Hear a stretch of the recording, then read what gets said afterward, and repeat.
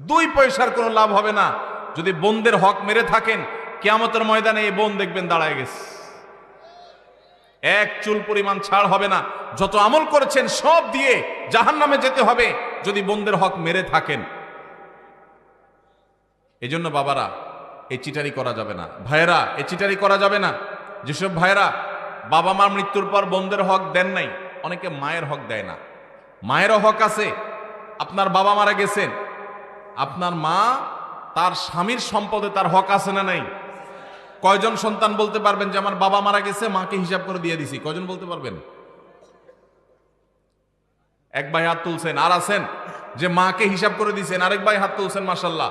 আরেক ভাই হাত তুলছেন, দু চারজন হাত তুলছেন, মাশাল্লাহ। বেশিরভাগ মানুষ হাত তোলেন নাই। অনেকের হয়তো বাবা আল্লাহ তাআলা বাঁচায় রাখছেন, আরো বাঁচায় রাখুক, আমরা দোয়া করি। কিন্তু যদি দুনিয়া থেকে চলে যায় তাহলে ওলামায়ে কেরামের কাছ থেকে মাসআলা জেনে কোরআন যাকে যতটুকু দিয়েছে তাকে